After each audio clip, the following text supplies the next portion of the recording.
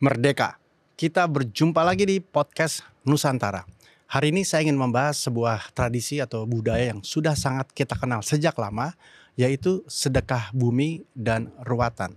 Saya ditemani oleh seorang yang mengamati tentang topik ini sudah cukup lama bersama kita, Mas Teguh Haryono, seorang pemerhati budaya Indonesia.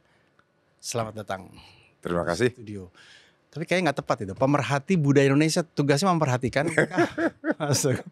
Iya, nggak pas itu sebenarnya. Karena pemerhati kan nggak aktif gitu. Apa yang tepat? Kalau saya sebenarnya, saya bukan budayawan. Saya senang budaya pasti. Ya.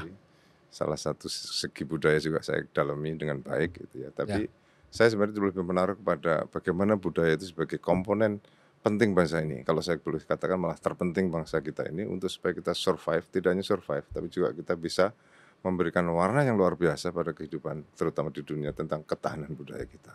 Ketahanan budaya. Jadi kita tidak hanya bicara soal budaya sebagai identitas, tapi justru budaya sebagai roh. Yes, karena kita bisa punya ketahanan ekonomi, sekarang digembur-gemburkan, kita ketahanan budaya, energi, tapi saya tetap mengatakan, meskipun saya seorang insinyur, budayalah harusnya underlying all the activities kita. Apakah artinya juga budaya itu sebagai sebuah karakter yang khas antara satu suku, satu rumpun, atau satu peradaban tertentu?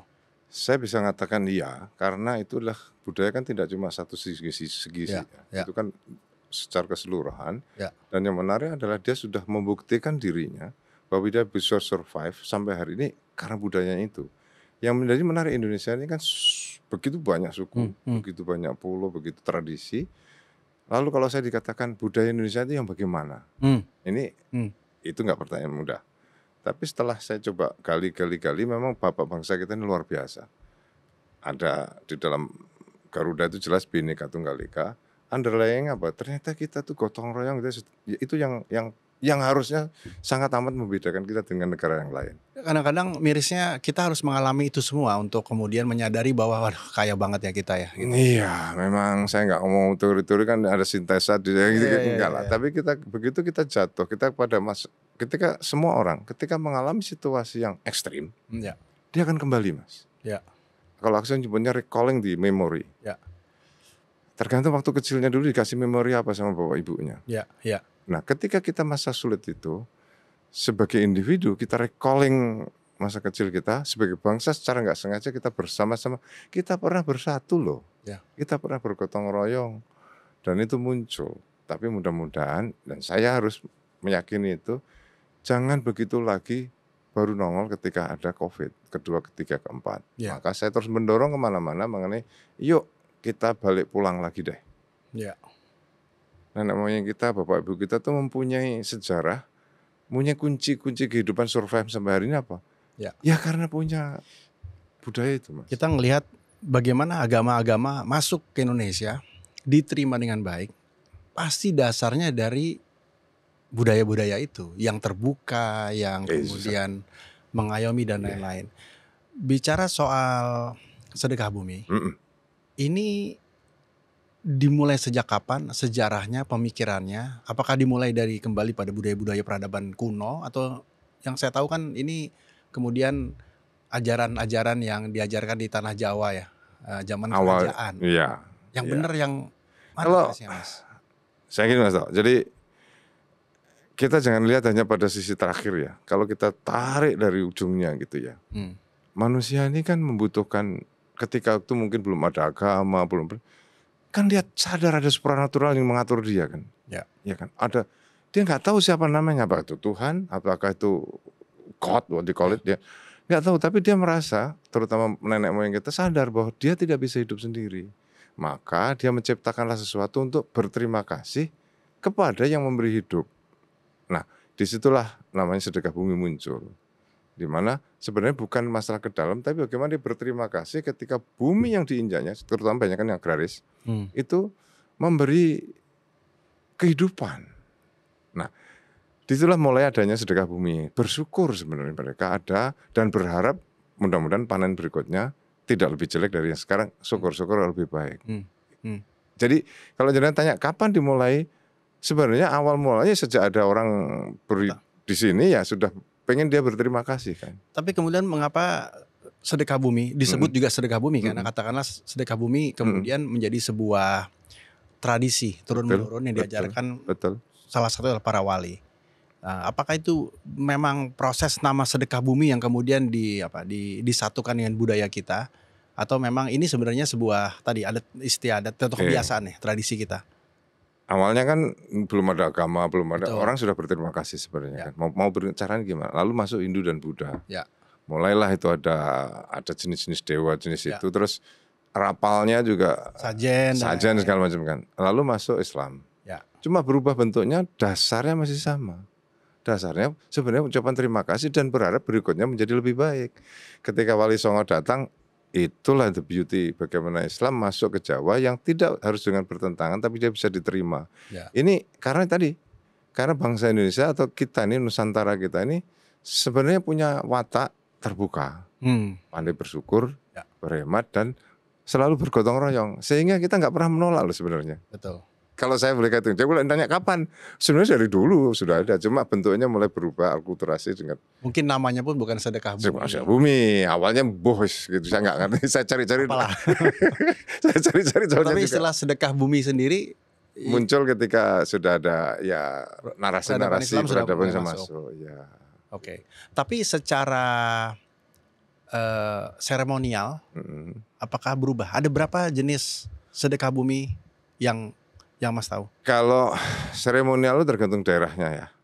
Bahkan kalau dulu kan agraris.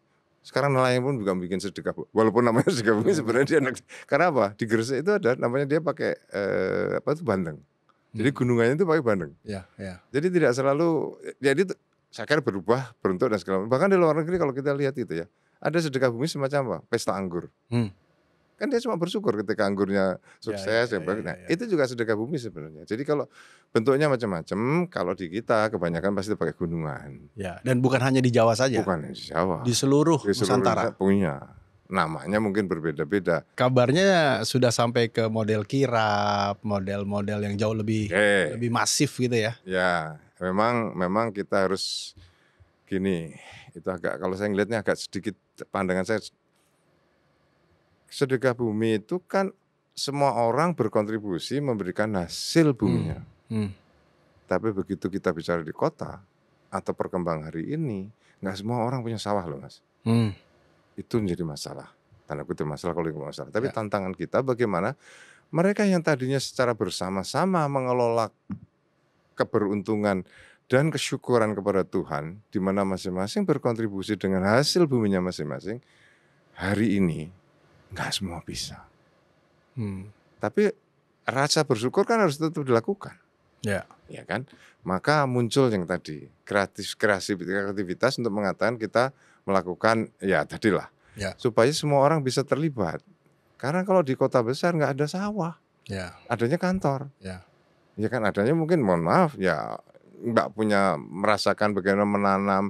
Orang petani itu beda Mas bersyukurnya daripada nelayan. Petani itu mulai dari beresin sawahnya, nanam bibitnya, merawat tanamannya sampai dia tumbuh, berbunga, berbuah dan dipanen. Setelah itu menyimpan panennya sampai dia dimakanan, itu luar biasa. Berbeda dengan nelayan. Dia pergi ke tengah laut, sebar jala, dapat ikan dimasak. Jadi filosofinya sudah agak berbeda. Maka dia rasa bersyukurnya itu luar biasa. Nah, ketika kita tidak mempunyai akses, bukan kita tuh ada saudara-saudara yang nggak punya akses kepada sumber-sumber alam secara langsung, itu harus kita pikirkan. Sekaligus juga menitik beratkan pada sumbangsih desa pada peradaban ya, yang hari ini diadopsi oleh kota. Bukan terbalik. Kalau saya mengatakan harus kuasai kota dari desa itu. Karena kota itu sudah kayak saya melihatnya kota kalau nggak diatur dengan baik saya ngelihatnya seperti terminal Mas. Kayak terminal bus, saya ngomong bus aja lah. Orang datang pergi, hanya cuma pengen dapat bus yang cocok aja. Dia nggak pernah berpikir terminal mau diapakan. Tapi Mas ada nggak sih semacam kode etik aturan terhadap batasan mana yang sudah kelewatan gitu dalam konteks memahami rasa syukur tadi ya, karena kan kemudian dalam budaya kita seringkali akan menemukan persinggungan antara para tetua adat sebelumnya gitu ya. Di wayang kita akan menemukan itu, di musik kita akan menemukan itu. Pertanyaan sama lu menarik itu. Udah masuk ranah politik ini. Nggak bisa tidak sih. Pasti ada. Tapi nggak apa-apa. Itulah kemajemukan. Yang penting adalah ketika kita punya permasalahan, katakanlah benturan tadi, kita sebagai bangsa bisa menyelesaikannya dengan baik. Problemnya hari ini, seperti yang sampaikan tadi, dalang lama nggak bisa nyari dalang baru gitu kan. Tetua lama tidak bisa tetua baru, padahal tetua nggak mau belajar. Tetua barunya punya pengaruh dari luar begitu banyak. Itu yang harusnya diselesaikan. Itu yang saya mau nggak mau organisasi menyelesaikan, yaitu pemerintah. Pasti ada, Mas. Ya wajar kan? Yang satu nggak pernah baca koran. Sekarang mana ada koran kan? Orang di desa, bahkan di desa saya sudah lihat 70% bahkan lebih itu masyarakat menggunakan handphone kok. Which is nggak ada seleksi, nggak ada sensor. Jadi kalau tetuanya nggak mengupgrade dia, lewat dia. Mereka yang melakukan sedekah bumi juga pasti identik dengan ruatan juga. Agak berbeda sedikit nih, filosofinya berbeda, tapi bentuknya bisa agak sama. Kalau sedekah bumi tadi komunal sifatnya bersama-sama berterima kasih, kalau ruatan sebenarnya asal usulnya dari masalah ke dalam sendiri. Lebih spiritual. Jadi masyarakat melihat ada sesuatu yang tadi nggak bisa menerjemahkan dia. Siapa sih yang mengelola ini, asal mau kemana, dari mana gitu. Nah orang-orang di masyarakat dulu tuh kan ada yang ya sebenarnya Sukerta lah, dia punya masalah-masalah, bisa lahirnya ontang-anting, gitu ya, Sendang Kapitan, Pancuran Kapitan, saya masih ingat nggak itu?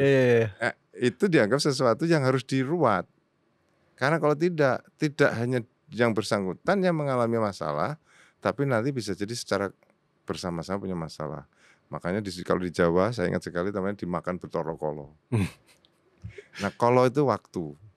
Jadi sebenarnya bukan physically ada buto atau raksasa, tapi kita dimakan waktu karena sesuatu yang dia nggak normal, tanda kutip ya, bukan normal physically. Itu secara metafisik dia mengatakan tidak normal. Kalau saya ngeliat beda dengan sedekah bumi tadi. Kalau sedekah bumi intinya dia bersyukur karena mendapatkan sesuatu. Kalau ruatan dia melakukan sesuatu untuk tidak mendapatkan sesuatu yang jelek. Agak beda dikit. Teknologinya makin maju, informasinya makin terbuka, akulturasi mungkin semakin banyak. Tapi kemudian hari ini saya masih melihat sudut pandang negatif terhadap kedua kebiasaan ini. Mistik lah, kemudian sesuatu yang sifatnya goib lah. Meskipun bisa jadi memang spiritual sama goib kan beda-beda tipis ya. Bagaimana? Ya tentu Mas akan bilang ya udah biarkan saja. Tapi apa yang seharusnya kita perbaiki dari sisi ketahanan budaya? Karena kalau tidak ini kan kayak poco-poco nih, maju mundur. Iya, menarik sih. Lagi-lagi sama bikin pertanyaan yang saya gampang jawabnya gitu. Susah. Kayak gini, kalau saya ngelihatnya adalah orang punya pemikiran begitu, kita nggak bisa nyegah pikiran orang. Yang bisa kita lakukan pikiran kita sendiri. Tapi harusnya memang saya berharap pemerintah bisa masuk ke dalam ranah memberitahukan pengetahuan yang lebih luas. Semua ini kan energi tuh, Mas. Energi, kalau saya seorang insinyur tidak pernah bisa hilang, tidak pernah diciptakan, hanya berubah bentuk kan. Nah, si Bathara Kala dan segala macam, atau tadi disebut apa itu mistik dan segala macam kan cuma sekedar bentuk energi yang berubah. Apakah kita sekarang berdua ini nggak ada yang ketiga? Artinya apa? Artinya nggak perlu dipertentangkan, tapi harus mulai dibuat kesadaran bahwa ini adalah hal bukan Wali Songo. Siapa yang mengatakan lebih Islam dari Wali Songo? Sorry. Saya bottom line itulah. Dan itu akan bergerak terus, maju terus, tergantung tantangannya. Saya sudah melihat salah satunya, tapi kadang-kadang terus menghilangkan yang lain. Jadi memang harus ada keseimbangan. Maka saya berharap acara semacam ini atau budayawan untuk segera bangkit kembali. Negara ini memerlukan mereka untuk supaya budaya kita nggak dicolong orang. Loh, sekarang sederhana aja kita. Budaya kita diambil orang, kita teriak-teriak. Tapi sama nanggap wayang aja nggak pernah. Ayo. Menteri banyak kan ngomong gini. Apalagi kalau udah masuk warisan budaya benda. Benda lagi ya. Diambil dari negara lain gitu. Wah, kenapa begitu? Saya lihat. Saya saya bukan karena ada seseorang yang di sini. Saya dari dulu mengatakan manusia itu terbatas. Insinyur itu pengetahuan terbatas. Ya. Ahli biologi juga terbatas. Saya pernah diajarkan lidah semen itu berapa rasa bisa dikecap? Cuma 5 kan? Asin, manis, pahit, asik gitu kan. Karena itu untuk mencederhanakan sebenarnya. Tapi pada dasarnya lidah kita ini kan bisa beribu rasa kan. Nah itulah maknanya kita tuh banyak yang kita nggak tahu disederhanakan lalu dikatakan itu syirik. Ya. Karena mungkin dia nggak tahu. Ya. Ayo belajar lebih banyak lagi. Ya. Agar kita tidak mudah mengklaim bahwa itu syirik. Saya paling sederhana, keris apakah syirik? Keris itu hasil teknologi luar biasa loh. Ya. Ya kan? Sehingga cara pandang kita bagaimana bahwa itu ada dimasuki, ya mungkin karena ada energi yang masuk kan. Ya.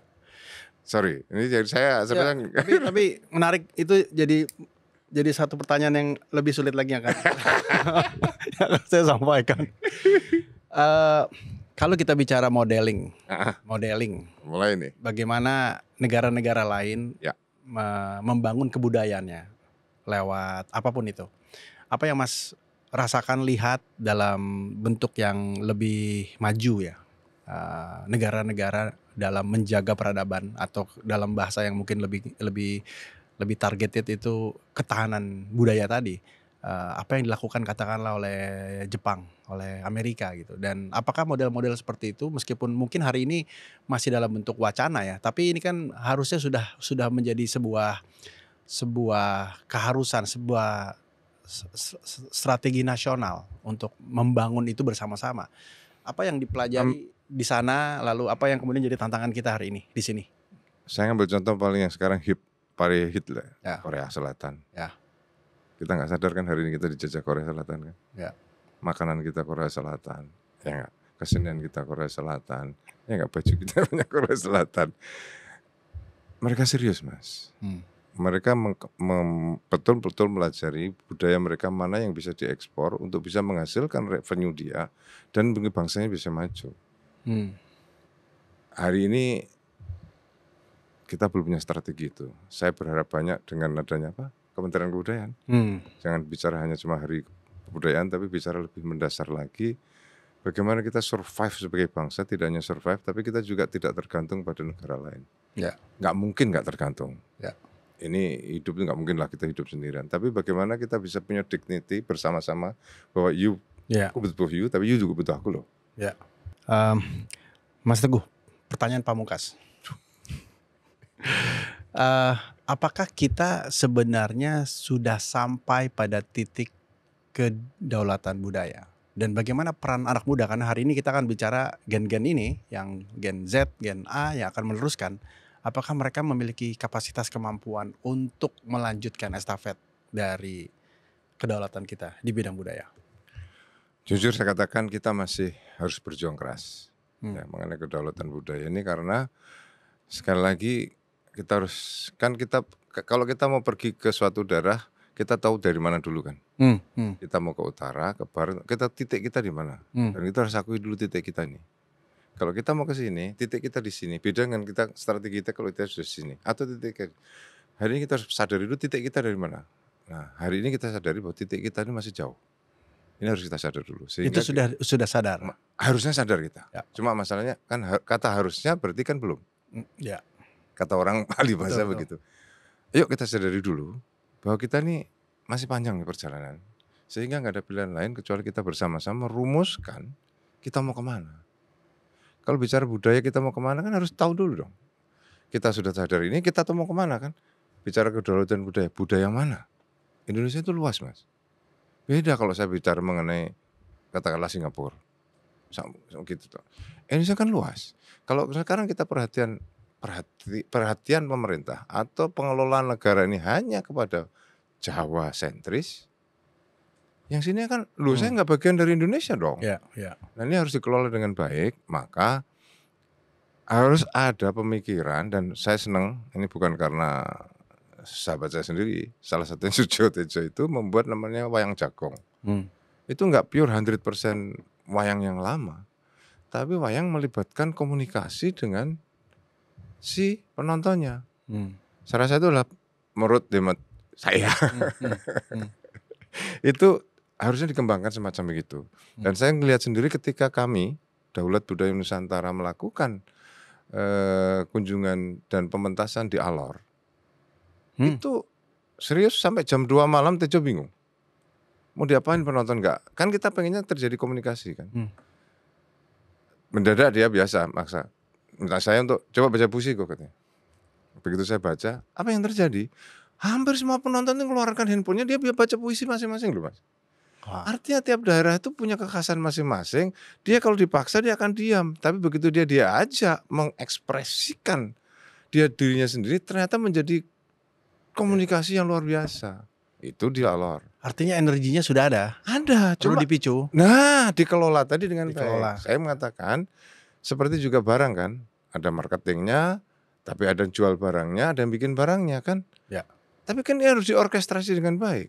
Ya. Kalau bikin barangnya bagus, tapi yang marketingnya juga nggak bagus, ujung-ujungnya barangnya nggak laku kan. Nah, ayo kita sama-sama yakini budaya kita tuh begitu hebatnya, indahnya, tapi tetap harus disesuaikan dengan situasi dan kondisi perkembangan zaman. Ya. Dan jangan 30 tahun. Harus cepat. Nggak, kalau nggak kita hilang loh Mas. Ya. Kalau kita hilang loh. Kalau nggak kita hilang. Serius nih. Semua, coba kita lihat ya. Korea begitu gencar ekspor. Ekspor apa? Kita sekarang tanya, cek ya, anak-anak muda senang bibimbap daripada pecel. Serius nih. Dan bulgogi daripada sate. Iya kan? Artinya ketika dia pengen makan, recalling the memory Korea. Yang saya khawatirkan adalah ketika pengelola negara ini harus melakukan sesuatu, beri pesawat tempur Korea deh. Ya. Saya ingat, ya ini sambil menutup, saya ingat cerita tentang Bung Karno yang menyukai musik-musik barat, tapi kemudian dia bilang, tapi kita punya keroncong. Ingat loh. Jadi harus menguasai dulu budaya kita, baru kita bisa terbuka dengan budaya lain. Kalau enggak kita hilang. Saya pengen ngambil ilustrasi Mas. Ini sering saya bawakan di mana Mas. Sebenarnya sederhana. Saya kebetulan dulu sekali baca namanya Nasaruddin Hoja. Dia pada malam hari rumahnya gelap, terang bulan. Dia keliling-keliling di luar rumah. Tetangganya nanya, ngapain sih kamu? Nyari kunci kamar. Terus hilangnya di mana? Di dalam rumah. Kok nyariin di luar? Di dalam rumah gelap katanya. Apakah dia akan nemu kuncinya? Nggak akan nemu kan? Ayo, kita mungkin gelap hari ini, tapi solusinya di dalam rumah kita sendiri. Ya harus kita cari. Dengan cara apa? Kita saling punya sifat gotong royong, kita pakai dong. Yang bisa memunculkan itu siapa? Ya pengelola negara ini. Nggak, ini kelihatan sama tuh tanya ada semua memang. Mas Teguh, terima kasih banyak. Sama-sama, saya senang. Kita bahas lagi lebih dalam lagi. Siap. Jilid 2 ya. Baik, kita punya tanggung jawab besar. Kita harus membangun ketahanan budaya kita. Sedekah bumi ruatan adalah bagian dari proses itu. Mudah-mudahan kita menyadari betapa kayanya negeri ini. Anda bisa menyaksikan tayangan ulang kami di Podcast Nusantara di YouTube channel, dan juga saksikan tayangan inspiratif kami lainnya hanya di Daai Plus. Podcast Nusantara, hidupkan cinta Indonesia.